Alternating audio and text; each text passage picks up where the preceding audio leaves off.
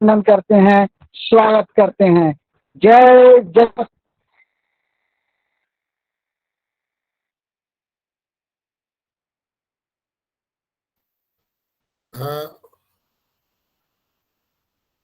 धन्यवाद प्रभात जी। हमारे कार्यक्रम में डॉक्टर सुशांत कुमार पटना विश्वविद्यालय फिलोसफी डिपार्टमेंट भी जुड़ चुके हैं। हमारे कार्यक्रम में हम लोगों के वरिष्ठ विवेकानंद अध्ययन मंडल के सदस्य, रामकृष्ण मिशन मुजफ्फरपुर के सदस्य श्री विजय कुमार प्रसाद सिंह जी ज्वाइन कर चुके हैं। और ऐसे सभी वरिष्ठ नागरिकों का और प्रतिभागियों का स्वागत करते हुए मैं अब अनिमेष आनंद जी से निवेदन करता हूं कि अपना वक्तव्य शुरू करें। अनिमेष आनंद जी विप्रो इंडिया के सीनियर एग्जीक्यूटिव हैं और Muzaffarpur L N Mishra business management के बड़े ही मेधावी छात्र रहे हैं और युवाओं के व्यक्तित्व विकास के सिलसिले में इनकी रुचि समूचे भारत वर्ष में बहुत ही प्रख्यात है। अतः हम अपने वेबिनार से जुड़े अन्य युवाओं को भी प्रेरणा स्रोत के रूप में अनिमेष आनंद जी को प्रस्तुत करते हैं। आपको बतावें कि हम अपने कार्यक्रम में व्यक्तित्व विकास के लिए युवाओं को प्रेरित करते हैं। वे युवा जो हमारे स्क्रीन पर किसी विषय पर अपना वक्तव्य देना चाहते हैं, वे कृपया प्रयत्न संगठन के मोबाइल नंबर से संपर्क कर हमारे कार्यक्रम में मुख्य वक्ता के रूप में आ सकते हैं। इन्हीं सब सूचनाओं के साथ मैं अब अनिमेष आनंद जी से विनम्रता पूर्वक निवेदन करता हूं कि वो अपना प्रेजेंटेशन देने की कृपा करें। श्री अनिमेष आनंद जी। बहुत बहुत धन्यवाद एसएनपी सर। बहुत बहुत धन्यवाद प्रभात सर को भी और संदीप कौशिक सर को भी। प्रभात सर को सबसे पहले धन्यवाद देना चाहता हूं क्योंकि इस वेबिनार में स्पीकर बनने का मुझे मौका दिया, इसके लिए प्रभात सर को बहुत बहुत धन्यवाद। और संदीप कौशिक सर को भी बहुत बहुत धन्यवाद जो मॉडरेटर का रोल लिए है आज इस वेबिनार में। मैं जानता हूं कि संदीप कौशिक सर अभी एग्जामिनेशन ड्यूटी में है, बट आपने सर हमको समय दिया, इसके लिए आपको भी बहुत बहुत धन्यवाद। और एसएनपी सर को भी बहुत बहुत धन्यवाद क्योंकि वो मैंने जो प्रेजेंटेशन तैयार किया है उसके लिए संदीप श्री नारायण सर ने उसको अप्रूव किया, इसके लिए बहुत बहुत धन्यवाद सभी को। होप बाकी पार्टिसिपेंट से भी उम्मीद करता हूँ आप लोग इस कोरोना की सिचुएशन में सेफ होंगे अपने फैमिली के साथ, और जहाँ होंगे अच्छा कर रहे होंगे और अपने जो भी काम में होंगे वो सब अच्छे कर रहे होंगे। इसी उम्मीद के साथ आज मैं अपना वेबिनार शुरू कर रहा हूँ। सबसे पहले मैं चेक करना चाहता हूँ क्या मेरी आवाज आप लोगों को मिल रही है सर, एसएनपी सर? हाँ, मिल रही है। Okay fine. वीडियो भी मिल रहा है अच्छा, आवाज भी अच्छा। Okay thank you sir. Presentation भी कोशिश करूंगा अच्छा ही हो।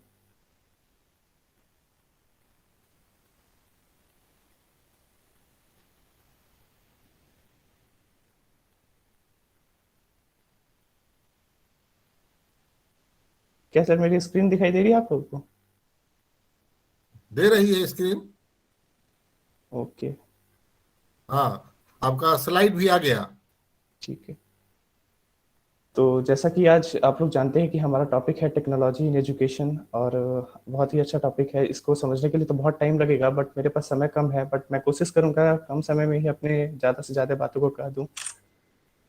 Okay, before starting this webinar मैं एक गाइडलाइंस देना चाहता हूँ सारे पार्टिसिपेंट्स को कि आप प्लीज़ म्यूट में रहेंगे, अपने आप को म्यूट पे रखेंगे और अपना वीडियो ऑफ करके रखेंगे। ये मेरा गाइडलाइन नहीं है, ये एक जनरल मीटिंग, जब आप ऑनलाइन मीटिंग अटेंड करते हो तो ये गाइडलाइन फॉलो करना होता है आपको, ठीक है? तो ये हम इसी के साथ, और मैं एक और बात कहना चाहता हूँ कि मैं जो वेबिनार स्टार्ट करने जा रहा हूँ इस पे मैं हिंदी लैंग्वेज भी यूज करूंगा और इंग्लिश भी। ओके, तो Hindi plus English is called Hinglish. It's not a language but I am just funny. Okay, with this I am going to start my webinar. Our topic is technology and education. Okay, the first thing is technology. तो technology होता क्या है, इससे आप समझते क्या हो? जैसा कि मैंने स्लाइड तैयार किया है, इसमें आपको दिख रहा होगा, द साइंटिफिक नॉलेज और equipment that is needed for a particular industry is called technology. Technology अगर आज नहीं होता तो हम जिस मीटिंग में है, जैसे कि एग्जांपल दे रहे हैं, जैसे हम अभी मीटिंग में बैठे हैं, अगर टेक्नोलॉजी नहीं होता तो क्या हम ऐसा कुछ कर पाते? जिस ऑनलाइन वेबिनार जो अटेंड कर रहे हैं, ऐसा हो पाता? क्या ये पॉसिबल है? नहीं ना। तो फिर मैं ये कहना चाहता हूँ टेक्नोलॉजी ऐसा चीज है जो कि साइंटिफिक नॉलेज और इक्विपमेंट को डेवलप करता है। हिंदी में क्या है, किसी भी विशेष उद्योग के लिए आवश्यक वैज्ञानिक ज्ञान या उपकरण हमारा टेक्नोलॉजी कहलाता है। As for example, there are we can see the examples in various field that technology is developing, like in education system, in medical system, and very more. But this webinar is particularly for education system. That is why I'm going to discuss about education. जैसे कि आप देख रहे हो कि अभी corona की situation है, सभी कॉलेजेस स्कूल्स बंद है, ठीक है। तो कॉलेज स्कूल बंद है तो इसमें पढ़ाई कैसे होगी भाई? 3 महीना से 4 महीना तक कॉलेज बंद होती है, तो क्या हम पढ़ाई भी बंद कर दे 4 महीना? नहीं कर सकते। ये क्यों ऐसा हो पा रहा है possible? Just because of technology. It is a gift of technology that all the students who are attending the class from their home and getting the education, this is just because of technology. अगर technology नहीं होता तो आप online class नहीं कर पाते, आपकी पढ़ाई नहीं हो पाती।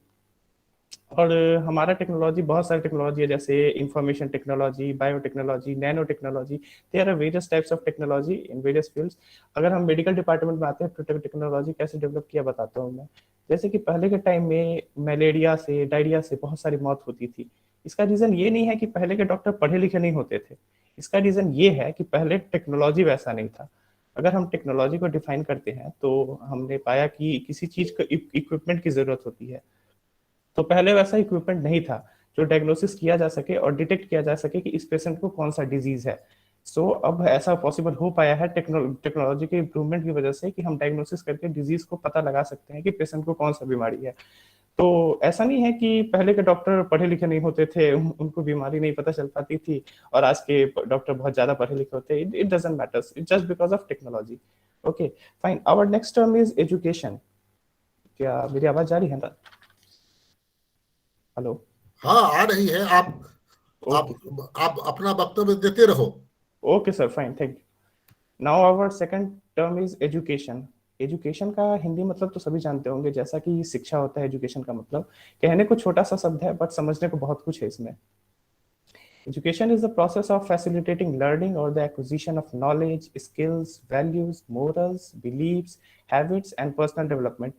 शिक्षा का ये मतलब नहीं होता है कि सिर्फ आप किसी चीज को समझ लो, किसी चीज को पढ़ लो, बस हम शिक्षित है। शिक्षा का मतलब ये होता है कि उचित अवकरण, तकनीकी दक्षता, विद्या, नैतिक प्राप्त करने के इन सारे प्रक्रिया को शिक्षा कहते हैं। It is not called that if you are getting education, if you are getting admission in a reputed college or university and taking the degree from that college, that I have graduated from IIT Kharagpur, I have completed my MS from BITS Pilani, but it does not mean education. Education का बस मतलब इतना ही नहीं है कि बहुत बड़े college university से एडमिशन ले लो, वहां से पढ़ाई कर लो, एक डिग्री सर्टिफिकेट ले लो, बस हो गया, हम तो एजुकेटेड हो गए भाई। ऐसा कुछ नहीं है। मैंने इसलिए इस स्लाइड में ऐड किया, आप देखते होंगे, acquisition of knowledge, skills, values, morals, believes, habits. इन सारी चीजों को, प्रोसेस को आप जब तक एक्वायर नहीं करते हो तो आप प्रॉपर एजुकेटेड पीपल नहीं कहलाते हो। कहने को आप बहुत बड़े कॉलेज में चले गए, बहुत अच्छी मार्क्स ले आए, बट इसका मतलब ये नहीं कि आप एक एजुकेटेड पर्सन हो गए।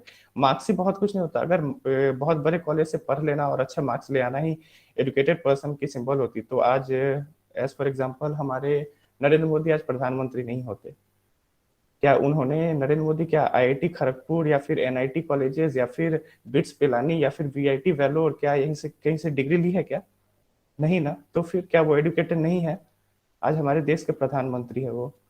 तो एजुकेशन का मतलब ये नहीं हो एजुकेशन का मतलब ये नहीं होता कि बस हम पढ़ लिए और नॉलेज ले लिए बस। तो इन सारी चीजों को जो मैंने टर्म्स यूज किया है, एक एक करके मैं सबको समझाऊंगा। First term is knowledge. The knowledge is theoretical or practical understanding of a subject is known as knowledge. Knowledge का मतलब है किसी चीज को theoretically जो पढ़े आप, उसको practically भी समझ रहे हैं, theoretically भी समझ रहे हैं किसी सब्जेक्ट को, वो आपका नॉलेज है। एज फॉर एग्जाम्पल, किसी जैसे कोई आपका सब्जेक्ट है SQL, that is system query language. SQL में बहुत सारे कमांड्स है, उसको पढ़ लिया हमने, इस पर DDL है, DML है, DCL है, बहुत सारे कमांड्स है, उसको पढ़ लिया, बट उसको प्रैक्टिकली हमें इंप्लीमेंट करने आता ही नहीं है। Then it is called as improper knowledge. अगर आप थियोरेटिकली किसी चीज को, किसी सब्जेक्ट को, किसी टॉपिक को जानते हो, तो उसको प्रैक्टिकली इंप्लीमेंट करने भी आपको आना चाहिए। ओके, तो इसलिए मैंने ऐसा डेफिनेशन लगाया है, थियोरेटिकल और practical understanding of a subject is known as knowledge. Theoretically knowledge है भाई, बट प्रैक्टिकली इंप्लीमेंट नहीं कर पा रहे हैं, तो कहीं ना कहीं आपके नॉलेज में कमी है, इस वजह से आप उसको प्रैक्टिकली इंप्लीमेंट नहीं कर पा रहे हो। पर्पस क्या है नॉलेज का? नॉलेज का पर्पस ये है to sharpen your skill and to develop problem solving ability. अगर आपके पास नॉलेज होगा तो आप उस स्किल को शार्प कर सकते हो, आप अपने प्रॉब्लम सॉल्विंग एबिलिटीज को डेवलप कर सकते हो। मेरे कहने का मतलब है कि जैसे कि किसी इंसान के पास कोई नॉलेज है तो स्किल कैसे डेवलप करते हैं, डेली प्रैक्टिस, उस चीज को डेली प्रैक्टिस करेंगे तो हमारा स्किल शार्पन होगा, हमारा प्रॉब्लम सॉल्विंग एबिलिटी बढ़ेगा। पहले मैथ्स का प्रॉब्लम सॉल्व करने बैठते हैं फर्स्ट टाइम, तो जरूरी तो नहीं है कि फर्स्ट टाइम वो सॉल्व हो जाए, बट 3-4 बार हम उसे ट्राई करते हैं तो हमारा वो प्रॉब्लम सॉल्व हो जाता है। और दूसरा फैक्टर होता है कि हमारे इससे प्रॉब्लम सॉल्विंग एबिलिटी भी बढ़ जाता है, तो उस टाइप का हम और भी प्रॉब्लम सॉल्व कर सकते हैं। मैथ्स का जैसे कोई क्वेश्चन है तो उस टाइप का प्रॉब्लम और भी सॉल्व कर सकते हैं। और तीसरा पॉइंट है हमारा बीइंग अवेयर ऑफ समथिंग। कहने का मतलब है कि आपके पास नॉलेज होगा तो आपके अंदर अवेयरनेस भी होगा, किसी चीज से अवेयर करेगा आपको। जैसे एज फॉर एग्जांपल, इस पॉइंट को समझाने के लिए मैं एक एग्जांपल लेता हूँ। जैसे किसी के बच्चे जाते हैं किसी कॉलेज में दाखिला लेने के लिए, when a student goes to a reputed college and to get admission to take a degree for MCA whatever is it, तो अगर MCA लेने के लिए जाते हैं तो वहाँ पे we have to check whether the college is approved from UGC, whether this college is approved by AICTE or not, what is the ranking of this college, what is about academics, what is the faculties is good or bad of that college। ये सब चीज को आप जानेंगे तभी आप उस college में जाएंगे। अगर आपको पता ही नहीं होगा, आपको ये सब चीज का नॉलेज होगा ही नहीं, तो आप किसी भी कॉलेज में जाकर के बच्चे का एडमिशन करवा लोगे, बस अगर एडमिशन हो गई तो पता चला कि वो कॉलेज सही नहीं है, उसका एकेडमिक्स सही नहीं है, उसका प्लेसमेंट रेशियो अच्छा नहीं है, तो पता चला कि बच्चे का फ्यूचर बर्बाद। तो this is just because of knowledge, lack of knowledge. ये सब क्यों होता है? लैक ऑफ नॉलेज की वजह से, क्योंकि आपको उस कॉलेज के बारे में नॉलेज ही नहीं है, तो आप कहाँ से पता करोगे कि वो यूजीसी अप्रूव्ड है या नहीं, एआईसीटी अप्रूव्ड है या नहीं, and that's all. Now coming to the next point, that is skill. Skill को हिंदी में क्या कहते हैं? कौशल। स्किल कैसे डेवलप करता है? First of all, I would like to discuss about the definition. The ability of communicating effectively with people in a friendly way, especially in business, is known as a skill.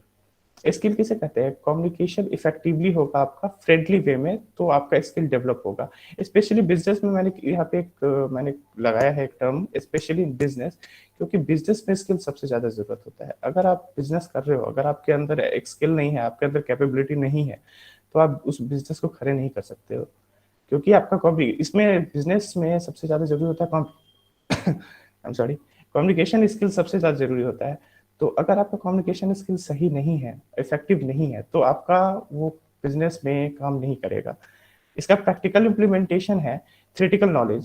Practical implementation इसका हम कैसे देख सकते हैं? जैसे कि कोई भी चीज प्रैक्टिस करते हो, आप कोई मैथ्स प्रैक्टिस करे, किसी थ्योरम को सॉल्व किया आपने, तो एक बार सॉल्व किया तो क्या आपका वो हमेशा के लिए याद हो जाता है? नहीं ना। तो वो 3-4 बार प्रैक्टिस करने से आपका वो स्किल आपका डेवलप होता है, आपका आइडिया शार्प होता है, और तब जाकर आप कह सकते हो हाँ, I have skill to prove this theorem, and whenever the next time whenever I got this theorem I will prove this. और थर्ड पॉइंट है the purpose of skill is to reduce dependency and to promote independency. Skill का purpose यही है कि dependency खत्म होता है और इंडिपेंडेंसी प्रमोट होता है। जैसे कि डिपेंडेंसी कहने का मतलब, जैसे कि आप एग्जाम में जा रहे हो एग्जाम देने, तो आप प्रैक्टिस नहीं करके आए हो, तो आप किसी फ्रेंड पर डिपेंड रहोगे ना, भैया जरा एग्जाम में चलो ना, मुझे भी बता देना, हम भी लिख लेंगे, पास कर जाएंगे। तो ये जो है डिपेंडेंसी होता है। बट मेरे पास अगर स्किल होगा, आई हैव, मैंने ऐसे थ्योरम्स को प्रूव कर रखा है, मैंने केमिस्ट्री के सारे इक्वेशंस को बनाया है, फिर से मैंने एसक्यूएल कमांड्स के सारे को प्रैक्टिकली इंप्लीमेंट किया, सब कुछ स्किल है मेरे पास, तो why we are dependent on others? I have the ability, I can prove myself, मैं अपने आप को प्रूव कर सकता हूँ। तो अगर आपके पास स्किल है तो आपका डिपेंडेंसी खत्म होता है। Okay, coming to the next point, that is values.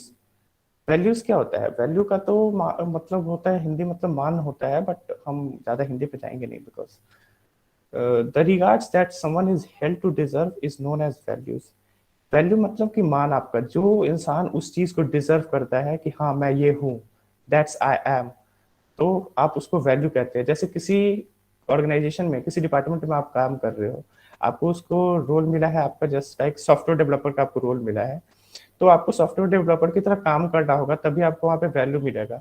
Value कहने का मतलब है कि इस डिपार्टमेंट में काम कर रहे हो तो हम कह सकते हैं to be feel very proud and to be that I am Nimesh Anand, I am software developer in Wipro limited.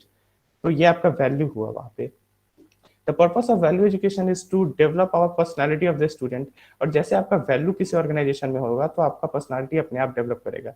या दैट्स आई एम, मैं ऐसा हूँ, मैं सॉफ्टवेयर डेवलपर हूँ विप्रो लिमिटेड में। तो ये आप कह सकते हो कि ये पर्पस है वैल्यू एजुकेशन का। और third point is value reminds you what's important to you and what you want to more of your life. Value यहाँ पे एक तरह से देखें तो वैल्यू ये भी डिसाइड करता है कि क्या आपके लिए इंपॉर्टेंट है और क्या इंपॉर्टेंट नहीं है। जैसे कि एज फॉर एग्जांपल लेते हैं, रात शाम के 7 बज गए हैं, अब पढ़ाई का टाइम हो गया है। तो शाम के 7 बजे पढ़ाई का टाइम हो गया तो बहुत बच्चे लगेंगे फ़ोन लेने, फ़ोन लेकर के उस पर गेम खेलेंगे, कोई व्हाट्सएप चैटिंग चलेगा, कोई इंस्टा पे पोस्ट अपलोड होगा, तो कुछ होगा। तो ये आपका डिपेंड करता है वैल्यू पे, आप किस चीज़ को ज़्यादा वैल्यू दे रहे हैं। शाम के 7 बज गए, कुछ स्टूडेंट नहीं भाई अब मेरा पढ़ाई का टाइम हो गया, पढ़ने जा रहा हूँ, तो उसके लिए उस टाइम में वो वैल्यू है, वो इंपॉर्टेंट है उसके लिए। व्हाट्स, ये मैंने लिखा ना, value reminds you what's important to you, क्या इंपॉर्टेंट है उस टाइम पे, मुझे पढ़ाई इंपॉर्टेंट है। तो और कुछ बच्चों के लिए उस टाइम पे फोन चलाना इंपॉर्टेंट है। तो ये डिपेंड करता है कि आप किस चीज का कितना वैल्यू है आपके लिए। Now the next term is moral. Moral कहने का मतलब है, मोरल का अगर हिंदी मीनिंग देखें तो इसका मतलब होता है नैतिक। To follow the right path without any deviation is known as moral. सही तरीके को फॉलो करना किसी डेविएशन के, इसको मोरल कहते हैं, इसी को नैतिक कहते हैं। एज फॉर एग्जाम्पल, मोरल का एग्जाम्पल लेते हैं, जैसे कि किसी एग्जामिनेशन हॉल में आप बैठे हो, इन्विजिलेटर आपके, इन्विजिलेटर रूम में घूम रहे हैं और आपको देख रहे हैं कि आप कैसे लिख, मतलब कि क्या काम कर रहे हो। 10 मिनट के लिए इन्विजिलेटर बाहर नहीं चले गए, सबके सब लगे चीटिंग करने। उसमें से 2-3 स्टूडेंट ऐसा है जो चीटिंग नहीं कर रहा है, वो सोचता है कि नहीं भाई हमको जितना आता है हम उतना ही लिखेंगे, नहीं आता है नहीं लिखेंगे। तो that is called moral of that student. वो उसका नैतिक है, वो उसका तरीका है फॉलो करने का, वो उसका प्रैक्टिस है कि नहीं भाई कितना भी कुछ हो हम चीटिंग नहीं करेंगे। तो ये आपका मोरल होता है। To follow the right path, ये सही तरीका फॉलो करना, विदाउट एनी डेविएशन। वो डेविएशन, विदाउट एनी डेविएशन का एग्जांपल देखो, जैसे कि वो एग्जाम में इन्विजिलेटर बाहर गया तो सब चीटिंग करने लगे और वो चीटिंग नहीं किया, तो मतलब वो डेविएट नहीं हुआ, वो स्टूडेंट डेविएट नहीं हुआ, नहीं तो वो भी चाहता तो चीटिंग कर लेता, भाई मौका है चलो चौका मार लेते हैं। तो ऐसा कुछ नहीं है, वो मोरल को फॉलो करना होता है। It is absolutely important to teach moral values in a student because it is that then they take their first step towards life and it matters then they do right. ये सबसे initial stage पे moral value का important होता है। मुझे याद है जब मैं क्लास 3 में था तो मुझे भी मोरल एजुकेशन की पढ़ाई कराई गई थी, मैं भी पढ़ा था उस वक्त। और मोरल एजुकेशन आई थिंक आज के भी डेट में सारे स्टूडेंट को जरूरत है, इवन कि आज के डेट में सभी स्टूडेंट को जरूरत है, क्योंकि आज के स्टूडेंट में अगर देखें तो मोरल वैल्यू कम होते जा रहा है, day by day moral value decrease कर रहा है। ये सब चीज का इंपॉर्टेंस उन लोगों के लिए नहीं है। तो इसलिए कहता हूं, अगर स्टार्टिंग में मोरल एजुकेशन नहीं मिल पाया बच्चे को तो बच्चे बड़े हो जाएंगे तो मोरल वैल्यूज उनके लिए इंपॉर्टेंट नहीं होगा, ये सब फालतू लगेगा उनको, अरे कुछ नहीं है सर बाहर गए हैं तो चलो चीटिंग कर ही लेते हैं क्या जाता है। तो ये आपका मोरल वैल्यू डिक्रीज करता है। Third point is the purpose of moral education helps to distinguish between right और रॉन्ग। मोरल वैल्यू का इंपॉर्टेंस ये है, पर्पस ये है कि ये आपको सही और गलत में फर्क बताता है। जैसे कि एग्जामिनेशन चल रहा है, इन्विजिलेटर बाहर गए 10 मिनट के लिए, सब चीटिंग करने लगे, कुछ बच्चे उसमें से चीटिंग नहीं कर रहे हैं, तो उनको पता है कि भाई क्या मेरे लिए सही है क्या गलत है, ये डिसाइड करना। बहुत लोगों को लगा कि चीटिंग करके ही अच्छा मार्क्स ले आएंगे तो ज्यादा सही रहेगा, तो मार्क्स ले आएंगे तो ये बड़ा चीज नहीं है कि आप मार्क्स ले आओगे, it doesn't matter what you do if you get any top mark in college semester examination, what you do with it. If you not got anywhere placed and if you not got any job after completing the graduation or after completing the PG degree, then what will about your results? Result दिखा करके क्या करोगे भाई, हम 80% लाए थे first semester में, 90% लाए थे सेकंड सेमेस्टर में, 95% लाए थे थर्ड सेमेस्टर में, क्या करोगे दिखाकर? Nothing. Now come to the next point, that is believes. An acceptance that sometimes exists or is true, especially one without proof, is belief. Believe कहने का मतलब है विश्वास, एक इसको कह सकते हो आप इथिक्स भी, मिथ है एक तरह से, ये कुछ नहीं है, मतलब एक्सेप्टेंस, जैसे किसी चीज का कोई चीज है जो कि प्रूफ नहीं है फिर भी लोग उसे मानते हैं तो वो एक बिलीव बन जाता है। ठीक है, जैसे एग्जांपल मैंने दिया है, have patience, nothing is impossible, you can do it. मतलब पेशेंस रखो, कुछ भी इम्पॉसिबल नहीं है, तुम भी ऐसा कर सकते हो।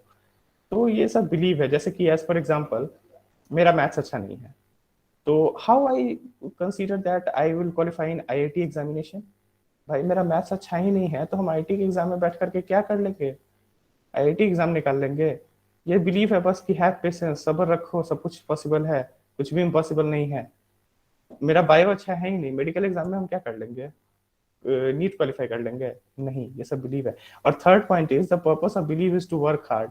हमें काम हार्ड करने का ये पर्पस है, बिलीव ये बताता है कि वर्क हार्ड काम करो, काम ज्यादा अच्छे करो। जैसे कि कहने का मतलब मैथ्स अगर मेरा अच्छा नहीं है और हम आईआईटी के एग्जाम में अच्छा नहीं कर सकते, तो ये पॉइंट से आपको मोटिवेशन मिलता है, नथिंग इज इम्पॉसिबल, मतलब कुछ भी इम्पॉसिबल नहीं है भाई, अगर वो कर सकता है, उसका भी तो मैथ्स अच्छा नहीं है, फिर भी तो आईआईटी निकाल दिया, तो हम क्यों नहीं कर सकते। तो ये चीज आपको वर्क हार्ड करने का अंदर से मोटिवेट करेगा आपको, कि उसका भी तो मैथ्स अच्छा नहीं था, कैसे कर दिया आईआईटी, तो हम क्यों नहीं कर सकते हैं भाई। तो ये आपको मोटिवेट करता है। Now coming to the next point, that is habits. Habits is a settled और regular tendency of doing work is known as habits. Habits का हिंदी मतलब होता है आदत। एक सेटल रेगुलर टेंडेंसी, काम करने का एक रेगुलर तरीका हैबिट कहलाता है, आदत कहलाता है। जैसे कोई भी चीज आप डेली काम करते हो ना, तो वो आपका एज ए हैबिट बन जाता है। जैसे कि सुबह, एज फॉर एग्जांपल, सुबह उठते हैं, सुबह 9 बजे लॉग इन करना होता है भाई, तो वो एक हैबिट हो जाता है कि 9 बजे मुझे लॉग इन करना है, मुझे काम, प्लीज म्यूट योरसेल्फ। तो सुबह 9 बजे मुझे लॉग इन करना है without any deviation and distraction. किसी का भी कितना भी अर्जेंट कॉल आता है 8:55 में, तो मुझे नहीं रिसीव करना है भाई, मुझे 9 बजे लॉग इन करना है। आफ्टर दैट देख लेंगे मेरा काम का क्या सिचुएशन है, उसके बाद ही हम कॉल रिसीव करेंगे। तो ये आपका हैबिट हो जाता है। अगर इस चीज को आप डेली ऐसे यूज करते हो, तो अगर आप इससे डिविएट करते हो, तो आपका ये हैबिट थोड़ा चेंज हो सकता है और डिस्ट्रैक्शन हो सकता है इसमें। The purpose of habit is to eliminate distraction and improve academic learnings. Academic learning में देखा जाता है, जैसे बच्चे को सुबह शाम 7 बजे पढ़ने बैठ जाना है, अगर इस चीज को हैबिट में लाते हैं, तो वो एलिमिनेट करेगा डिस्ट्रैक्शन को। भाई बैठ जाना है मुझे 7 बजे पढ़ने, तो बैठ जाना है। वो हैबिट अगर आप डेली कर रहे हो, तो वो एलिमिनेट करेगा डिस्ट्रैक्शन से, डिस्ट्रैक्ट नहीं हो गया आप, ठीक है। और एग्जांपल इसका, शेड्यूल योर वर्किंग टाइम, अपने वर्क टाइम को शेड्यूल करो। जैसे कि हैबिट है मेरा कि सुबह उठता हूँ, इस तरह से मैं 9 बजे लॉग इन करता हूँ, तो ये आपका शेड्यूल करना। उसके बाद 10 बजे फिर छोटा छोटा सा ब्रेकफास्ट लेता हूँ। फिर इस तरह से जो आपका वर्किंग टाइम है उसको शेड्यूल करना सीखो, ठीक है। Now the next, the most important point is personal development, because whatever we are doing with us, we just is for personal development. जब तक आपका पर्सनल डेवलपमेंट नहीं होता है, आप अपने काम में सक्सेसफुल कैसे रह जाओगे। तो personal development is one of the most important point. It is a way for people to access their skills and qualities, consider their aims in life and set goals in order is known as personal development. ये एक skill है, एक quality है। Consider मतलब आप किसी चीज को अचीव करना चाहते हो, किसी गोल को सेट कर लिया, उसको अचीव करना है, उस एम को अचीव करना है, तो आपको अपने स्किल, अपने क्वालिटी को, प्रॉब्लम सॉल्विंग एबिलिटी को, ये सबको बढ़ाना होगा, तभी आपका पर्सनल डेवलपमेंट होगा। सबसे पहला चीज तो है कि आपको अपना स्किल डेवलप करना होगा। आपका कम्युनिकेशन स्किल हो, वेदर आपका जिस सब्जेक्ट, जिस टॉपिक, जिस मतलब की फील्ड में हो, उसमें आपका कैसा स्किल है, सारे स्किल को आप डेवलप करोगे, तभी आपका पर्सनल डेवलपमेंट हो पाएगा। Personal development is just only possible with improving your personal qualities, like regarding is your skills, technical skill, your communication skill, your behavioral skill, your attitude, your personality. These all are considered under personal development. ये सारे चीज personal development के ही अंदर आते हैं। Personality development भी एक personal development ही है। The purpose of personal development is to enhance an individual skill and communication. जब तक आपका स्किल और कम्युनिकेशन डेवलप नहीं करता है, तो पर्सनल डेवलपमेंट नहीं कहते हैं उसे। पर्सनल डेवलपमेंट का मतलब मैंने बताया ना, कि इन सारी चीज को कंसीडर करते हैं, ठीक है। It is an endless process, ये एंडलेस प्रोसेस है, ये कभी खत्म नहीं होने वाला है। क्या ऐसा होता है क्या कि कोई लोग सोच लिए कि भाई अब हमारा पर्सनल डेवलपमेंट हो चुका है, now I stop it here, मैं यहाँ पे अपने आप को बंद करता हूँ, अब मुझे कुछ डेवलप करने का जरूरत नहीं है। नहीं, ऐसा नहीं है भाई मेरे, ये इंडस प्रोसेस है, ये चलता रहता है। अगर आपको डेवलपमेंट चाहते हो, तो आपको हमेशा सीखना होता है। लोग कहते हैं ना, बुढ़ापे तक भी सीखना पड़ता है कुछ ना कुछ, तो वो सीखने का तरीका हमेशा जारी रहेगा, और आप पर्सनल डेवलपमेंट का भी तरीका आपका हमेशा कंटिन्यू रहेगा। अगर जिस दिन आपने बंद कर दिया ना, समझो कि इससे आगे आपका डेवलपमेंट खत्म। Now this is technology changing the face of education. अब हमारा जो टॉपिक है टेक्नोलॉजी इन एजुकेशन, टेक्नोलॉजी कैसे चेंज कर रहा है एजुकेशन को फेस को। तो देखिए, पहला पॉइंट है, technology has invested our lives in million different ways. बहुत सारे तरीके से टेक्नोलॉजी चेंज किया है, जैसा कि मैंने शुरुआत में ही एग्जांपल दिया था मेडिकल सिस्टम का और एजुकेशन सिस्टम का। पहले के टाइम में ऑनलाइन क्लासेस पॉसिबल नहीं था, और आज पॉसिबल है जस्ट बिकॉज ऑफ टेक्नोलॉजी। ये बहुत तरीके से चेंज कर दिया है हमारी लाइफ को, और खास करके इस पेंडेमिक सिचुएशन में तो टेक्नोलॉजी का और ही यूज है, क्योंकि अगर टेक्नोलॉजी नहीं होता तो ये सब कुछ नहीं होता। मेडिकल सिस्टम में भी मैंने एग्जांपल दिया है। Second point is distance education was totally redefined. Distance education जो बहुत लोग को रेगुलर एजुकेशन नहीं कर सकते हैं due to maybe it's due to financial problem, maybe due to family problem और any other else, I don't know. तो डिस्टेंस एजुकेशन भी होता है, जैसे कि ऑनलाइन क्लासेस अगर करते हो, रेगुलर क्लासेस में क्या होता है, रेगुलर एजुकेशन में आप क्लास में जा करके फिजिकली इंटरेक्ट करते हो टीचर से, टीचर एजुकेशन का फिजिकली इंटरेक्शन होता है और वो आप ऑफलाइन क्लास करते हो। डिस्टेंस एजुकेशन में आप ऑनलाइन क्लास करते हो और ये ब्रिज गैप फिल कर दिया है ऑनलाइन और ऑफलाइन डिस्टेंस एजुकेशन में, ठीक है। Now the third point is student have many options to choose their ways to learn from different modes to get desired knowledge with quality। Student के पास बहुत सारे ऑप्शंस है, ये टेक्नोलॉजी को यूज करते हुए बहुत सारे ऑप्शंस। यूट्यूब पे चले जाओ ना, बहुत सारे टीचर्स मिलेंगे, किसी एक टॉपिक के लिए बहुत सारे चैनल मिलेंगे जो समझाए रहेंगे इस टॉपिक के बारे में। तो ये आप बहुत सारे डिफरेंट मोड्स को आप अटेंड कर सकते हो, आप उसको क्वालिटी ऑफ नॉलेज को गेन कर सकते हो और डिजायर्ड आउटपुट जो चाहते हो आपको मिल भी सकता है। क्योंकि आप स्कूल में जाते हो तो बस एक टीचर फिक्स हो जाते हैं कि आपको ये टीचर यही चीज पढ़ाएंगे, तो वहाँ एक रिजिड एंड रूल होता है। बट यहाँ पे फ्लेक्सिबल रूल है। यूट्यूब पे जाओ ना, एक टीचर का नहीं समझ में आ रहा है टॉपिक, दूसरे टीचर का उठाओ, दूसरे का नहीं समझ में आ रहा है तीसरे टीचर का उठाओ। तो यहाँ पे फ्लेक्सिबिलिटी होती है और स्टूडेंट्स को बहुत सारा ऑप्शन होता है अपना डेवलपमेंट के लिए, अपने एजुकेशन को एनहांस करने के लिए। और लास्ट पॉइंट है, Nowadays IT company employees are working from home, it's also a gift of technology। आज जो भी IT कंपनी के एम्प्लॉय है वो घर से काम कर रहे हैं, this is just because of technology. उन्हें ऑफिस आने की जरूरत नहीं है, घर से ही आप बैठकर काम कर सकते हो जस्ट बिकॉज ऑफ टेक्नोलॉजी। क्या अगर मान लो कि 20 साल 30 साल पहले अगर एक कोरोना आ जाता तो क्या हमारी ये ऑनलाइन क्लासेस, ये वर्क फ्रॉम होम, ये सब हो पाता, पॉसिबल था? नहीं ना। तो फिर आज ये टेक्नोलॉजी ही तो है जो सभी को, IT एम्प्लॉयज को, कॉलेज स्कूल स्टूडेंट्स को ये गिफ्ट दिया technology. Now we are coming to the next point, that is positive side of technology in education. Positive side technology की क्या है एजुकेशन में? The first point is no time boundation for learning. कोई time boundation नहीं है सीखने का। School में जाते हो आप तो स्कूल में टाइम बाउंडेशन होता है सुबह 8 बजे से दोपहर के 2 बजे तक, तो वहाँ पे टाइम बाउंडेशन होता है। बट यहाँ पे आप घर पे सीखना, यूट्यूब जब भी रात के 8 बजे भी यूट्यूब चैनल पे जाओ और सर्च करो रचित रस्तोगी दिस टॉपिक, तो आपको आ जाएगा वो सब कुछ कि जो आप जानना चाहते हो। Students can learn 24/7 as per his own time और चॉइस। वहाँ पे स्कूल में जाने के समय सुबह 8 बजे उठ जाना है, स्कूल जाना है। बट यहाँ पे घर पे है कि आप किसी भी टाइम, जरूरी नहीं है कि 8 बजे ही स्कूल जाते हैं तो 8 बजे ही हम यहाँ पे यूट्यूब बैठ कर देखें या फिर ऑनलाइन गूगल पे कुछ सर्च करें, जरूरी नहीं है। आप चाहो तो दोपहर के 12 बजे भी कर सकते हो, 1 बजे भी कर सकते हो, ये फ्लेक्सिबिलिटी है। This is the first positive side of technology in education.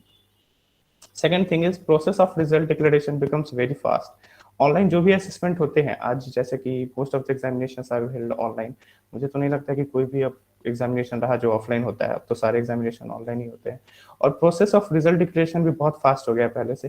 पहले होता था ना कि एग्जाम दिए भाई तो अब बैठो आराम से, 4-5 महीना बाद रिजल्ट आएगा। बट अब तो आज एग्जाम दो और इवन की 20-25 दिन बाद आपका आंसर किया जाता है और विद इन 1.5 मंथ आपका रिजल्ट आ जाता है। जैसे कि बैंक, रेलवे, एसएससी किसी भी एग्जाम को आप अटेम्प्ट करते हो तो 20-25 दिन बाद आपका आंसर किया जाता है और आंसर की से आप इवेल्युएट कर सकते हो कि how much you are clear and how much you are going to score, तो कितना आप स्कोर करोगे। ये रिजल्ट डिक्लेरेशन भी बहुत फास्ट हो गया ऑनलाइन एजुकेशन में। थर्ड है online courses increase the access of education. Now anyone can do any course from any college around the world. ये डिस्टेंस एजुकेशन का कॉन्सेप्ट है जो कि आप कोई भी कोर्स कर सकते हो, access of education online course कर सकते हो। जैसे कि ऑनलाइन कोर्स के लिए सबसे बेस्ट IT स्टूडेंट्स के लिए तो सबसे बेस्ट ऑनलाइन कोर्स के लिए NPTEL है, जो कि वहाँ पे फ्री कोर्सेज मिलता है, वहाँ से आप एक्सेस कर सकते हो और आप सीख सकते हो वहाँ से। With the help of technology now students are learning concepts crystal clear। इस पॉइंट का एग्जांपल मैं देता हूँ, students are learning concept crystal clear. YouTube पे जब सर जाओगे आप तो आप समझने की कोशिश करोगे, नहीं समझ में आएगा गूगल पे उस चीज को सर्च कर पाओगे। स्कूल में जाओगे तो आपको थोड़ा हेजिटेशन होता है कि इतना छोटा सा क्वेश्चन सर से पूछे या रहने दे। अगर सर से पूछेंगे तो क्लास में सब मेरा मजाक उड़ा देगा, अरे इतना छोटा सा क्वेश्चन पूछ रहा है।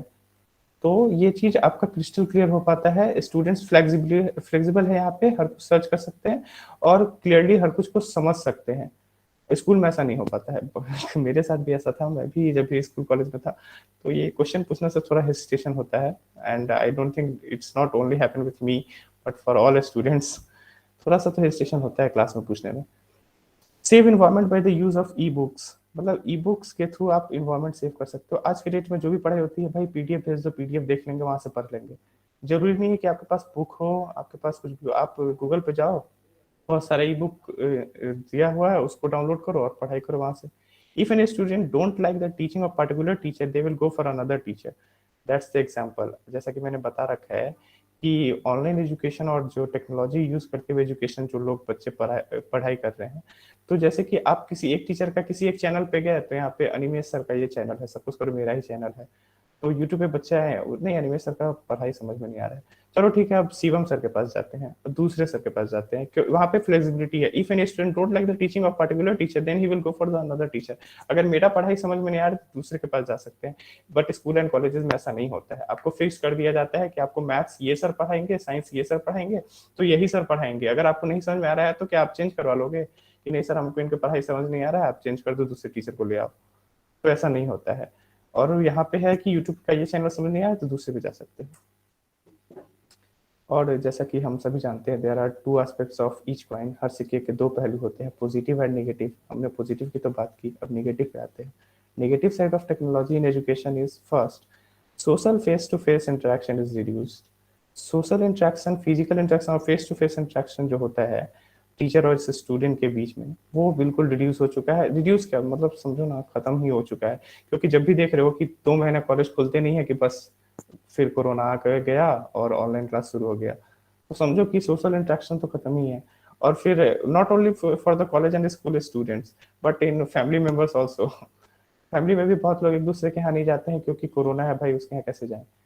Second thing is lack of discipline students. जब आप ऑनलाइन क्लास करते हो ना, तो डिसिप्लिन मेंटेन नहीं होता है। और आप क्लास में करते हो ना, क्लास में बैठते हो तो आपका डिसिप्लिन मेंटेन होता है। जैसा कि आज के वेबिनार के मॉडरेटर है संदीप कौशिक सर, वो हमेशा हमारे क्लास में जब आते थे पढ़ाने तो कहा करते थे कि आपको इन्वायरमेंट ही बहुत कुछ सिखा देता है। तो आपको इन्वायरमेंट मतलब, आप कॉलेज और स्कूल में जाओगे तो वहाँ पे आप डेस्क, बेंच, बोर्ड, डस्टर, ये सब देखोगे और कुछ तो कुछ समझ आएगा। आपको एक इन्वायरमेंट मिलता है पढ़ने का एक इन्वायरमेंट मिलता है। बट आपको घर में ऐसा कुछ नहीं होता। ऑनलाइन क्लास है तो ऑडियो वीडियो ऑफ करके ऑन कर दिया और खुद रजाई के अंदर है, तो ये डिसिप्लिन मेंटेन नहीं होता है। थर्ड पॉइंट है ability of critical thinking of student is reduced. मतलब कि क्रिटिकल थिंकिंग, किसी टॉपिक पे सोचने का क्रिटिकल थिंकिंग लोगों बच्चे के अंदर कम होता जा रहा है, क्योंकि सब लोग तो अब गूगल यूज करते हैं। अब कोई ऑपरेटिंग सिस्टम का कोई एक टॉपिक है जो नहीं समझ में आ रहा है, तो कौन उतना सोचने जाए, चलो गूगल कर लो, वहां से आंसर निकाल लो। तो इस वजह से क्रिटिकल थिंकिंग कम हो गया है। People are now relying on ready available information instead of referring to the standard books written by experts. आज के जितने भी एक्सपर्ट्स जो बुक पब्लिश किए हैं, उनका उस चीज का अब परचेस कम हो गया है। आज के स्टूडेंट्स ई बुक पे ज्यादा प्रेफर करते हैं, ये रेडीमेड इंफॉर्मेशन पे ज्यादा अवेलेबल प्रेफर करते हैं। जैसे कि गूगल पे गए, कोई चीज सर्च किया, मुझे मिल गया, तो फिर मार्केट क्या जाना है उस चीज के लिए, वही उसी चीज के लिए बुक खरीदने के लिए मार्केट क्यों जाना। With increased virtual communication, some students are developing social phobia. Virtual communication के कारण एक सोशल फोबिया भी स्टूडेंट्स में बन गया है। हर चीज में वर्चुअलिटी, जब अगर वर्चुअलिटी कम्युनिकेशन अगर एक बार आप डिसाइड कर लोगे ना, अगर एक बार आपके अंदर वर्चुअल कम्युनिकेशन कंटिन्यू हो जाएगा, तो फिर आपका रियल कम्युनिकेशन जो होता है उसमें थोड़ा सा फर्क होता है। क्योंकि वहाँ पे रियल कम्युनिकेशन में क्या होता है, ग्रीट करते हो आप एक दूसरे को, हाय हेलो, हैंडशेक करते हो, किसी से गले मिलते हो, ये सब आपका कम हो जाता है। वर्चुअल कम्युनिकेशन नहीं होता है, तो ये सोशल फोबिया के थ्रू स्टूडेंट इसको बढ़ावा ज्यादा दे रहे हैं। Four and the last point is outside of students becomes because of continuously watching on laptop and smartphone. और ये तो जाहिर सा बात है कि अगर कंटिन्यू आप लैपटॉप पे स्मार्टफोन देखोगे तो आपकी आईसाइट तो कम होगी। जैसा कि आप मुझे ही एग्जांपल देख रहे हो, मुझे ही चश्मा लग चुका है। Okay, now situation in India. India में क्या सिचुएशन है, जैसे कि India is not fully utilize the technology advancement in education sector. Education sector बहुत सारी जगहों पे है, कॉलेजेस एंड यूनिवर्सिटीज बहुत सारी जगहों पे ये टेक्नोलॉजी यूज हो रहा है, बट इंडिया में हम इस चीज़ को यूज क्यों नहीं कर पा रहे? क्योंकि हमारा इतना डेवलप्ड यहाँ पे सॉफ्टवेयर नहीं है, डेवलप्ड वो हार्डवेयर नहीं है जिसपे हम उस चीज़ को कंपेटेबल कर पाए। बहुत सारी चीज है जो कि जिस वजह से इंडिया में जैसे कि बहुत सारे गांव हैं, अभी भी इंडिया में बहुत सारे गांव हैं जहाँ पे नेटवर्क इशू है, जहाँ पे बहुत लोगों पे स्मार्टफोन नहीं है, तो वो लोग इस टेक्नोलॉजी को अवेल नहीं कर पाएंगे। गांव में नेटवर्क इशू है, स्मार्टफोन नहीं है, तो कहाँ से वो बच्चा ऑनलाइन क्लास कर पाएगा या फिर कुछ भी। So a large section of India is benefited. Still, a section of India population is not enjoying the fruit of technology in field of education. Field of education में technology हर field में बहुत काम किया है, बट सारे people इस fruits of technology को एंजॉय नहीं कर पा रहे हैं due to lack of resources. कारण क्या है कि हमारे पास रिसोर्सेज की कमी है। अगर रिसोर्सेज होता तो हम इस चीज को अवेयर कर पाते। And the last point is there exists between the quality of education in private institution and public educational institution। ये यहाँ पे है कि क्वालिटी ऑफ एजुकेशन प्राइवेट और पब्लिक एजुकेशनल इंस्टीट्यूशन में दोनों में फर्क हो जाता है। क्योंकि प्राइवेट इंस्टीट्यूशन में ना ऑनलाइन क्लासेस चलते भी है, ऑनलाइन सब कुछ होता है, बट ये जो गवर्नमेंट इंस्टीट्यूशन है, आई डोंट थिंक कि गवर्नमेंट इंस्टीट्यूशन ऑनलाइन क्लास भी करवाते होंगे, क्योंकि आई थिंक उनके पास लैक ऑफ रिसोर्स नहीं है इस वजह से। Now I am going to conclude this. My conclusion is technology is changing the face of education in many ways more than imaginable। मतलब कि टेक्नोलॉजी इस तरह से चेंज हो रहा है डे बाय डे, जो कि आप इमेजिन भी नहीं कर सकते हो, सोच भी नहीं सकते हो कि किस तरह से टेक्नोलॉजी चेंज होता है। और एजुकेशन के सेक्टर में तो खासकर, क्योंकि जो भी आईटी वाले लोग हैं वो लोग इस चीज़ को ज़्यादा अच्छी तरीके से समझेंगे। क्योंकि एज यू मतलब कि समझो ना कि फ्लिप ऑफ आई से, जैसे आप फ्लिप ऑफ आई करते हो ना, टेक्नोलॉजी चेंज होता है। Technology depends upon that we are going through the various technology nowadays, but we cannot imagine how we are going and whether we are going. So the education is an institution has change drastically and it is for the best. Education का जो हमारा जो जरिया है, बहुत सारा अलग अलग तरीका है, और यहाँ पे बेस्ट यूज करने के लिए हमारे पास रिसोर्सेज की कमी है, इस वजह से हम इसे नहीं कर पाते हैं। The last point of technology in education is we just have to make optimal use of resources that have and use them sensible. अगर हम किसी चीज को सेंसिबल, किसी रिसोर्स का ऑप्टिमम यूज करना चाहते हैं तो उसके पीछे क्या करना चाहिए, हमें उसका टेक्नोलॉजी, उसका एडवांटेज लेने के लिए सबसे बड़ा इंपॉर्टेंट है उसकी समझ होनी चाहिए। हमारे पास लैपटॉप है, रिसोर्स है, बट मुझे चलाना ही नहीं आता है, तो क्या फायदा है ऐसा लैपटॉप रखकर। Thank you Animesh ji, thank you. Okay, thank you sir. तो तन्मेश जी को बहुत बहुत धन्यवाद। You were fortunate that uninterrupted net supply was there for your presentation। इसलिए आपका प्रेजेंटेशन बहुत इफेक्टिव और बहुत अच्छे ढंग से स्क्रीन पर आया। Thank you sir. और बहुत अच्छा आपका प्रिपरेशन था। हमारे प्रतिभागी जितने भी हैं, सीनियर्स एंड स्टूडेंट्स, सब इससे लाभान्वित हुए होंगे और मोटिवेट हुए होंगे। हमारा पर्पस है पर्सनालिटी डेवलपमेंट। हम अपने सभी सीनियर सिटीजन्स, मित्रों और विद्यार्थियों को प्रमोट करते हैं कि आप भी अनिमेष आनंद के जैसे हमारे स्क्रीन पर आइए और अपना लेक्चर आप डिलीवर कीजिए। हम उसके लिए अपना मोबाइल नंबर भी शेयर करते हैं। हमने आज भी अपना मोबाइल नंबर शेयर किया है।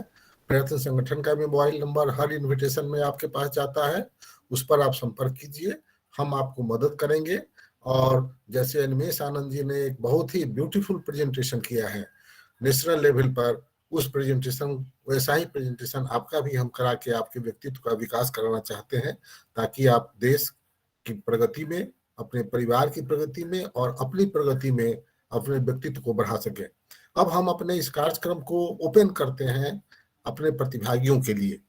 The participants who want to have some interaction with Animesh Anand regarding the topic delivered today on any point, प्रतिभागियों से निवेदन है कि वे सिर्फ एक प्रश्न करेंगे और अनिमेष आनंद जी संक्षेप में उसका उत्तर देंगे, और दूसरे लोग भी संक्षेप में अपने प्रश्न को रखेंगे। ऐसे 3 प्रतिभागियों को हम आमंत्रित करेंगे और उसके बाद हम अपने मॉडरेटर संदीप कौशिक साहब को आमंत्रित करेंगे कि वे आज के अनिमेष आनंद जी के प्रेजेंटेशन पर अपना विचार देंगे। So now our session is open for participants. आपको जिनको हमसे कोई प्रश्न करना है वो कृपया अपना माइक ऑन कीजिए, जिनका माइक सबसे पहले ऑन होगा उन्हीं के प्रश्नों को हम स्वीकार कर अनिमेष आनंद जी के पास पहुंचाएंगे और उनसे निवेदन करेंगे कि वे अपना उस पर प्रतिक्रिया दें, आपकी जिज्ञासा को शांत करने की कृपा करें। Session is open. Priya Sharma ji आप कहां से हैं? आइए स्क्रीन पर बोलिए। आप बहुत देर से हमारे कार्यक्रम में बैठी हैं, स्वागत है आपका। You seems to be guardian to some student. हाँ बोलिए। हेलो सर, नमस्कार। हाँ नमस्कार। आपका सर मेरा यही है जो इस कोरोना काल में एजुकेशन का तो बहुत बड़ा मतलब इस एजुकेशन पे बहुत बड़ा प्रभाव पड़ा है। बच्चे सबका जो एजुकेशन है वो सही ढंग से 2 साल से नहीं हो पा रही है और हमेशा क्लास भी ऑनलाइन चलती है लेकिन उतना बेहतर ढंग से नहीं चल पा रही है। इसके लिए कुछ मतलब अनिमेष आनंद जी बताइए। जी जी, आपका जैसा सवाल है कि ऑनलाइन क्लासेस चल रही है, बेहतर नहीं हो पा रही है, तो इसमें कॉलेज और यूनिवर्सिटी का दिक्कत है या आपके बच्चे क्लास अच्छे से नहीं कर रहे हैं? मतलब मेरा जो बच्चा है मतलब अभी छोटा है, उसका मतलब जो क्लास है वो सही ढंग से नहीं हो पा रही है। तो ये college university college sorry school की प्रॉब्लम है ना कि क्लासेस जी डेली और जी तो मैम देखिए, ये स्कूल के पास मे भी हो सकता है लैक ऑफ रिसोर्सेज हो, उनके पास उतना साधन नहीं हो जो ऑनलाइन क्लास ऑर्गेनाइज करवा पाए। बस एक ही इकलौता एक यही कारण हो सकता है कि उनके पास रिसोर्सेज कम होगा, रिसोर्सेज नहीं होगा जो ऑनलाइन क्लास कंडक्ट करवा सके। थैंक यू अनिमेश जी। अब हमारे बीच हैं Vijay Kumar Prasad Singh, senior most participant है हमारे इस कार्यक्रम के, मुजफ्फरपुर से। विजय बाबू, आपके कोई विचार? हमारा विचार तो सर वो अनिमेश जी स्वीकार ही कर रहे हैं जो लैक ऑफ ये मैनेजमेंट, ये टेक्नोलॉजी डेवलप नहीं कर रहा है। मुख्य कारण यही हमारे समझ से है। ये जी सर, ऑनलाइन क्लास तब तक संभव सर नहीं हो पाएगा जब तक कि इंटरनेट सब जगह सही नहीं हो। क्या जी सर, इसमें अविनेश जी अपना विचार दें? जी सर बिल्कुल। Resources due to lack of resources बहुत सारे स्कूल और कॉलेज ऑनलाइन क्लासेस नहीं करवा पा रहे हैं। लेकिन अगर स्कूल और ऑनलाइन क्लासेस करवा रहे हैं, अगर आपके बच्चे नहीं कर रहे हैं तो इसमें आपके बच्चे की गलती है। ऑनलाइन क्लासेस को इफेक्टिव बनाया जा सकता है between the interaction of student and teacher. Interaction में भी virtually, because real interaction is not possible in this Covid situation. तो इसको आप इंटरेक्टिव बना सकते हैं। आप अगर रिस्पॉन्सिबल है, ऑनलाइन क्लास डेली अटेंड कर रहे हैं, डेली आप उस रिसोर्सेज को अवेल कर रहे हैं, तो ये पॉसिबल है। धन्यवाद। Thank you. धन्यवाद अनिमेश जी। दिव्यानी कुमारी। सर हमारा क्वेश्चन था। हाँ बोलिए शालिनी जी। ये सर अब अनिमेश जी आपसे क्वेश्चन है, जैसे आप बोल रहे हैं कि टेक्नोलॉजी का यूज़ हम एजुकेशन में कर रहे हैं, क्या एजुकेशन में सिर्फ ऑनलाइन क्लास तक ही सीमित है या फिर स्टूडेंट को इसका मतलब किसी और कोई और भी बेनिफिट होगा? सिर्फ ऑनलाइन क्लास ही टेक्नोलॉजी का यूज़ है? नहीं, ऑनलाइन क्लास ही नहीं है, सीमित है। इसमें बहुत सारा फीचर्स है। जैसे कि अगर आपके बच्चे ऑनलाइन क्लास कर रहे हैं तो सबसे पहला बेनिफिट है कि आपके बच्चे उस पर कुछ चलाना सीख रहे हैं। लैपटॉप यूज कर रहे हैं, स्मार्टफोन यूज कर रहे हैं, तो उसे यूज करना सीख रहे हैं। अगर उसी टेक्नोलॉजी को आप यूज करते करते वो एक्सपर्टाइज हो जाते हैं तो एक दिन आप उसमें उस करियर बना सकते हैं। जस्ट लाइक कोई अगर टीचर आपको पढ़ा रहा है, कोई कंप्यूटर का टॉपिक पढ़ा रहा है, आपके बच्चे ऑनलाइन क्लासेस कर रहे हैं और उसका प्रैक्टिकल इंप्लीमेंटेशन कर रहे हैं, जैसे MS Excel, MS PowerPoint या कुछ भी पढ़ा रहा है टीचर, उसको इंप्लीमेंट करते हैं, तो बच्चा का स्किल इनहांस हो रहा है वहाँ पे। तो ये धन्यवाद। एडवांटेज है। धन्यवाद अनिमेश जी। और अब मैं अपने मॉडरेटर डॉक्टर संदीप कौशिक जी से निवेदन करता हूं कि कृपया स्क्रीन पर आवे। सर अगर कोई प्रॉब्लम ना हो तो मे आई से समथिंग? हाँ बोलिए। Okay, thank you so much, आपने मौका दिया इसका। आई नो कि सिर्फ 3 क्वेश्चंस अलाउड थे, बट मेरे पास क्वेश्चन नहीं है, it's a comment on today's session. जैसा कि पिछले अभी किसी पार्टिसिपेंट ने कहा ना कि टेक्नोलॉजी सिर्फ क्या हमारा ऑनलाइन क्लासेस तक सीमित है या उसके बियॉन्ड भी जाता है। तो what I feel after today's session कि हमने टेक्नोलॉजी और एजुकेशन के नाम पे ना सिर्फ आज ऑनलाइन क्लासेस के बारे में बात की है। टेक्नोलॉजिकल गैजेट्स मतलब सिर्फ लैपटॉप्स एंड फोन और ऑनलाइन क्लासेस। आई नो कि कोविड ने हमारा जो व्यू पॉइंट है उसको बहुत ही नैरो बना दिया है, but I wish you could have discussed many other things like whiteboards, virtual reality, which existed even before the COVID situation happened. So I was a little like underwhelmed with this idea that we only discuss this a small part of technology in our education system today. If you see, there are multiple global examples. Technology has been created and been nourished by Japanese, the Americans, the Britishers. It has been going on since forever. But what we discussed today was really narrow. So yeah. I'm sorry for that. Thank you Shalini ji. और अब हम अपने कार्यक्रम को आगे बढ़ाते हैं। Doctor Sandeep Kaushik हमारे स्क्रीन पर आ चुके हैं। संदीप कौशिक जी बड़े ही सीनियर शिक्षक हैं Lalit Narayan business management college Muzaffarpur के, और अनिमेश आनंद जी के क्लासरूम टीचर भी रहे हैं। बहुत अच्छे सोशल वर्कर हैं, इग्नू के बहुत ही सीनियर काउंसिलर हैं। We welcome on behalf of participant and Prayatna Dr. Sandeep Kaushik for moderating the today's presentation. Dr. Sandeep Kaushik, please अपना माइक ऑन कीजिए। संदीप कौशिक जी का माइक ऑफ है। Thank you. Shri Narayan sir, अगर मेरी आवाज आ रही हो आप तक? आ रही है, बहुत अच्छी आवाज आ रही है। जी धन्यवाद सर। खनकती हुई आवाज है। सर आपका बहुत बहुत धन्यवाद और हृदय से आभार, आपने मुझे मौका दिया अपनी बात कहने का।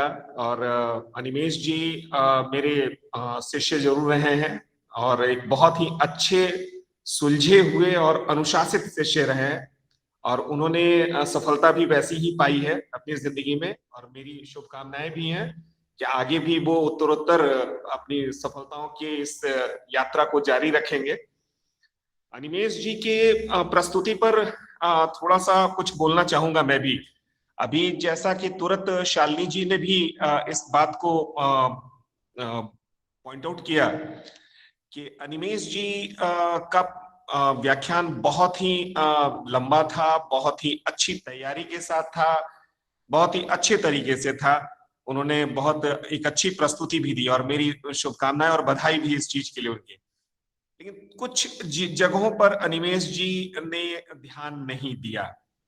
मेरा ये मानना रहा है, मैं अनिमेश जी की ही तरह हिंदी और अंग्रेजी दोनों भाषाओं का उपयोग करना चाहूंगा। अनिमेश जी ने अपने व्याख्यान में मेरी भी चर्चा की और उन्होंने एक जगह कहीं इस बात की भी चर्चा की कि मैं अक्सर क्लासेस में कहता रहा हूं कि क्लासेस का माहौल, एक कॉलेज या स्कूल का माहौल जो है वो आपको ज्यादा पढ़ा देता है। अक्सर मैं ऐसा करता भी रहा हूं, मैं बोलता भी रहा हूं। Yes sir. के साथ कि आपका प्रेजेंस जो है वो कैंपस में होना ही अपने आप में एक साइकोलॉजिकल ऑरा क्रिएट करता है। और अनिमेश जी एक जगह और जहां मेरी चर्चा कर सकते थे, मैंने अक्सर क्लासेस में उनको कहा है कि देयर इज अ सेइंग कि a teacher teaches not by an art but by power divine. The relationship between a teacher and a student is a spiritual relationship. Exactly. Technology in education. Topic हमारा ये था कि technology in education. सबसे पहले तो हम ये जानने की कोशिश करें कि हम तकनीकों का या टेक्नोलॉजीज का उपयोग क्यों करते हैं, या कोई भी नई तकनीक विकसित ही क्यों होती है। एक सामान्य सा, बहुत ही उलझा हुआ नहीं, बहुत ही एक सुलझा हुआ सामान्य सा सरल जवाब इसका ये हो सकता है कि अपनी सुविधाओं के लिए हमने अपनी सुविधाओं के लिए तकनीकों का विकास किया और उन तकनीकों का अलग अलग क्षेत्रों में उपयोग भी किया।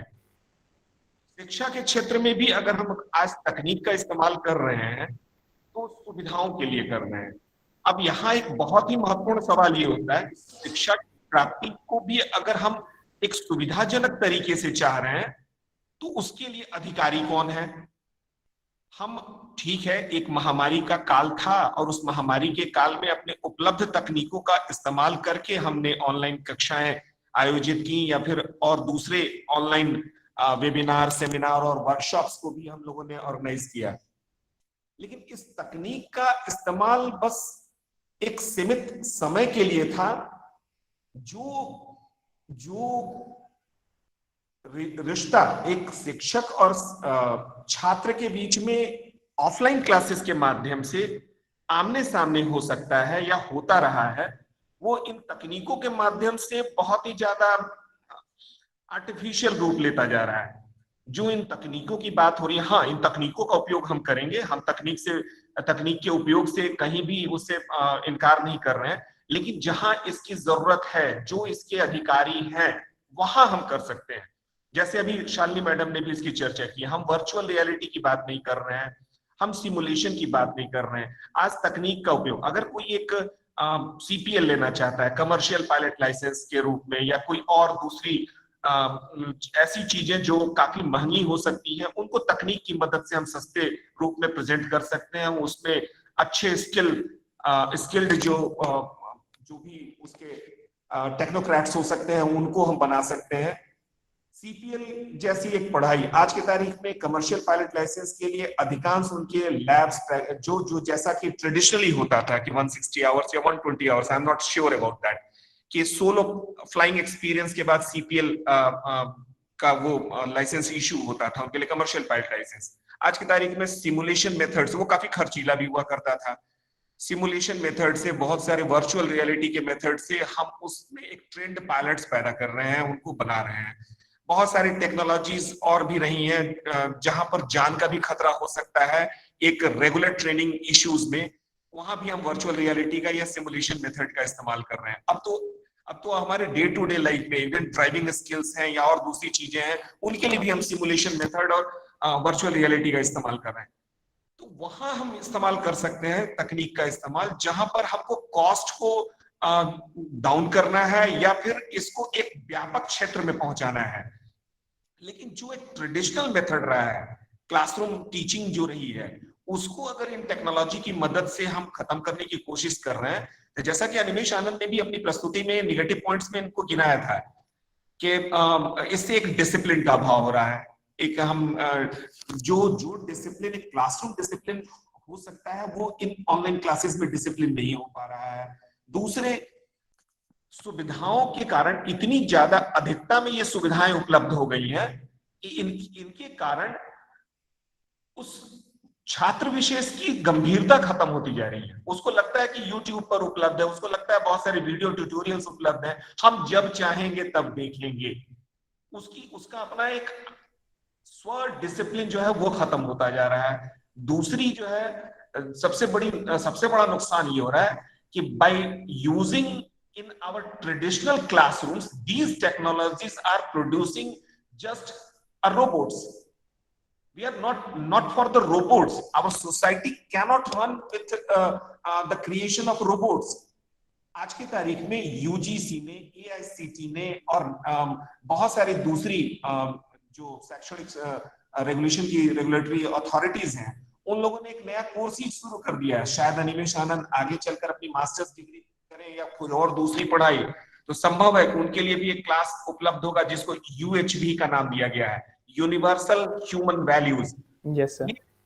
आने वाले समय में यूजीसी और एआईसीटी जो है, इसको हर एक तकनीकी या गैर तकनीकी क्लासेस के लिए जो है एकदम कंपलसरी पेपर बनाने जा रहा है, कंपलसरी क्लास बनाने जा रहा है। आपको ये क्लास करके आपका एडुकेशन, अनिमेश आनंद की के युवा अवस्था को देखते हुए मुझे कहीं से भी अनुचित नहीं लगा जब उन्होंने ये कहा कि इन एडुकेशंस की आवश्यकता क्या है। अनिमेश आनंद ने जितनी भी आवश्यकताओं को गिनाई, इनकी जरूरतें क्या है, नीड्स क्या है, क्या ये प्रोड्यूस कर रहे हैं, तो थोड़ा सा उनकी उम्र को देखते हुए मुझे ये लगा कि शायद उनका उत्साह और उनकी स्फूर्ति इसके लिए दोषी है। लेकिन जैसे जैसे अनिमेश जी की उम्र बढ़ेगी, अनुभव बढ़ेगा, वो भी रियलाइज करेंगे कि एजुकेशन का महत्व एक अच्छा आदमी बनाना है, एक अच्छा समाज बनाना है। Exactly. हमारी व्यक्तिगत सफलताएं, हमारी व्यक्तिगत काबिलियत और हमारी उपलब्धि ही एजुकेशन का महत्व नहीं है। वो आप एक स्किल्ड लेबरर से भी करा सकते हैं। अगर हम शिक्षा की बात कर रहे हैं और एक शिक्षित व्यक्ति की बात कर रहे हैं, तो एक शिक्षित व्यक्ति न केवल अपना विकास करता है बल्कि अपने से पहले अपने समाज का विकास को सोचेगा और अपने समाज के साथ साथ एक अच्छे भविष्य के लिए सोचेगा। वो यहाँ व्यक्तिगत विकास की बातें जब होती है तो व्यक्तिगत विकास की बातों में एक स्वार्थ का भाव आता है। शिक्षा कभी भी स्वार्थ के लिए आपको उकसाती नहीं है।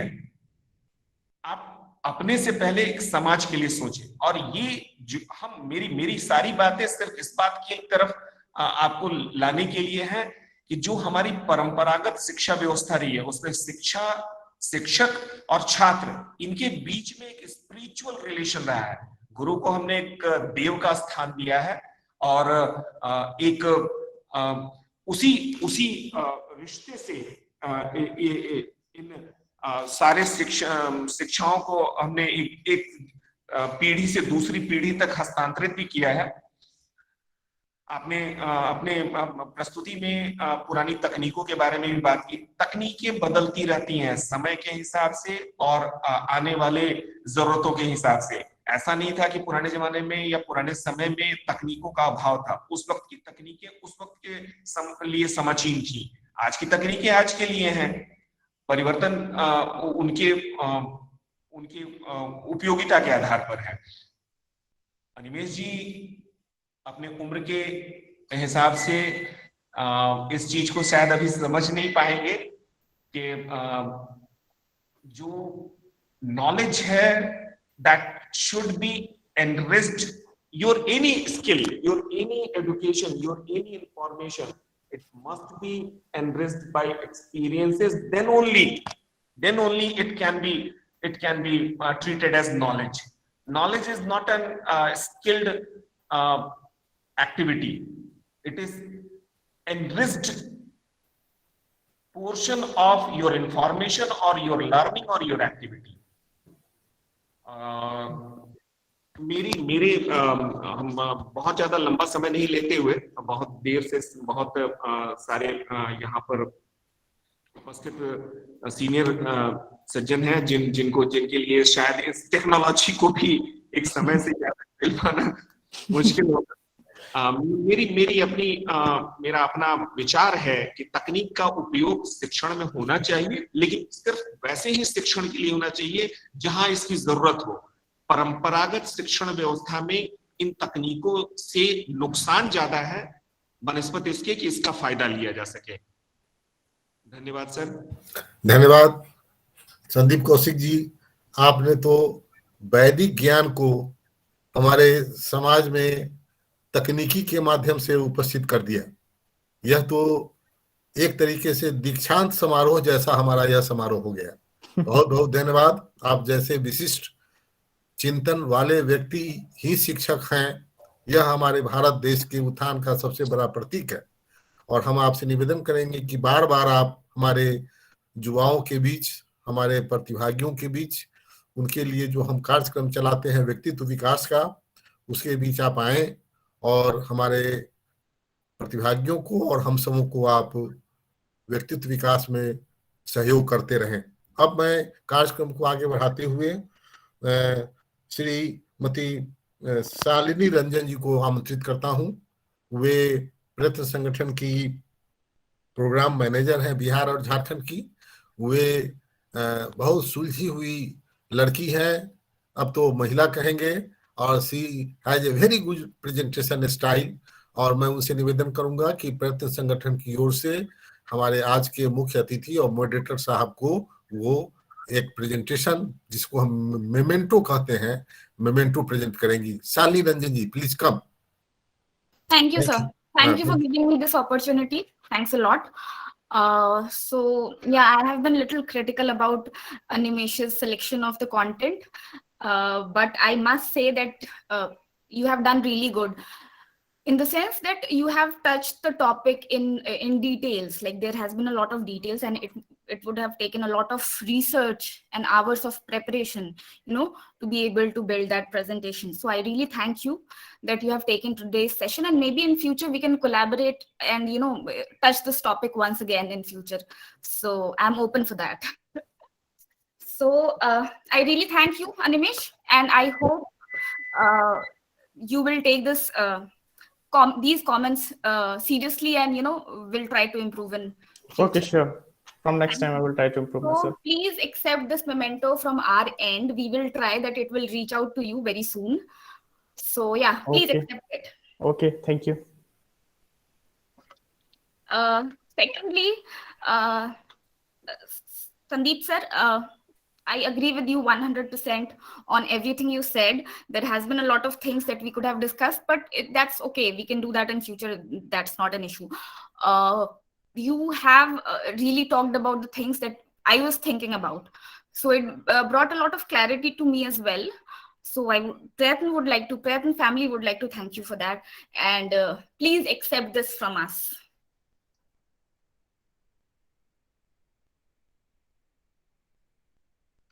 And being a moderator, SMP Singh sir, thank you. You always, do moderation for our webinars, and I think we are indebted to you. Thank you Shalini ji, धन्यवाद। और अब मैं धन्यवाद ज्ञापन के लिए राहुल कौटिल्य जी को निवेदन करता हूं कि हमारे सभी प्रतिभागियों को, हमारे आज के मुख्य वक्ता, हमारे आज के मुख्य मॉडरेटर संदीप कौशिक जी को आप धन्यवाद देने की कृपा करेंगे। Rahul Kautilya, please come on screen. बहुत बहुत धन्यवाद सर। हम प्रयत्ना फैमिली की तरफ से संदीप सर का बहुत बहुत आभार व्यक्त करते हैं कि सर ने बहुत ही गहराइयों से बातों को रखा। ओवरऑल सर ने ये चीज बताया कि शिक्षा सिर्फ टेक्नोलॉजी पे निर्भर होकर नहीं, गुरु का प्रत्यक्ष होना भी बहुत जरूरी है। मैं इसके लिए भी सर का बहुत बहुत आभार व्यक्त करता हूँ और अनिमेश जी का भी बहुत बहुत धन्यवाद करता हूँ, आभार व्यक्त करके। इन्होंने एक युवा होने के नाते एक नए जनरेशन में जो गैपें हो